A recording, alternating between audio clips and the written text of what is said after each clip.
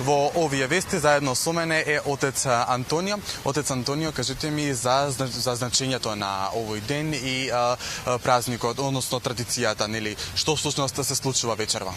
Ова е голем ден за нас христијаните, бидејќи ова е празник над празниците. Воскресението Христово е знак на радост. Денес е велика сабота и одиме кон неделата кога го прославуваме Воскресението Христово.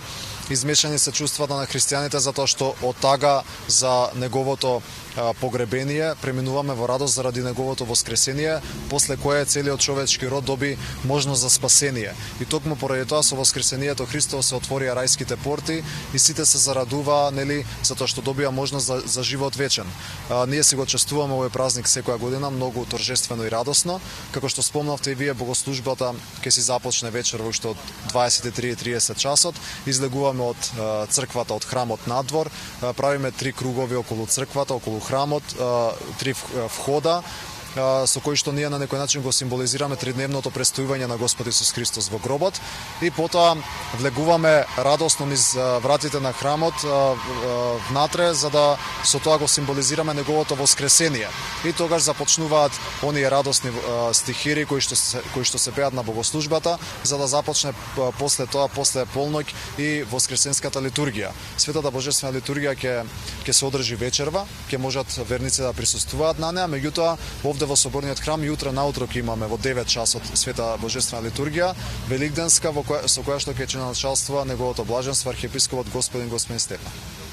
Така, кажете ми, еве спомнавте, ме интересира околу вечерва што всушност освен литургијата, богослужбата која што ќе се случи внатре, што друго граѓаните прават на овој ден? Па вака сега, ние се подготвуваме за Великден. Треба да знаеме дека како христијани треба да си го прославиме Великден како што доликува.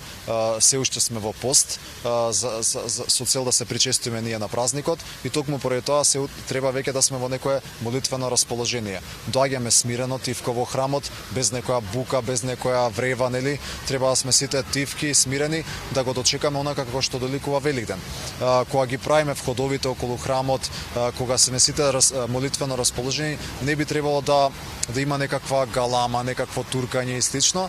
И токму поради тоа најубаво е верниците на некој начин кога веќе доаѓаат во храмот да се прилагодат на таа духовна атмосфера која што постои тука, и на некој начин ние откако ќе си го прославиме Великден, таа духовна радост, да речам, на некој начин, тие молитвени убави чувства да си или спокојот што ќе го добиеме овде, да си го однесеме и во своите домови кај нашите најблиски кои што не можеле да присуствуваат на богослужбата. Така што се подготвуваме на тој начин што ќе бидеме на некој начин смирени, спокојни, за радосно да си го дочекаме Великден. Ви благодарам многу. Тоа беше отец Антонио. Инаку да напоменам дека порадосната вест која што верниците вечерва ќе ја дознаат за Христовото воскресение, ќе утре, како што и помена отец Антонио, во 9 часот ќе започне божествена литургија, каде што верниците можат да поминат под плаштеницата во црквата, каде што ставаат јајце за здравје. Плаштеницата поминуваат во знак на тоа дека Исус Христос конечно воскреснал и е на небото. Повторно ќе напоменам дека верниците што туку доаѓаат и ќе остават внатре, ќе запалат свеќа, ќе остават по некој подарок на иконите и со нетрпение, како што кажав, ќе ја дочекаат Христовото воскресение.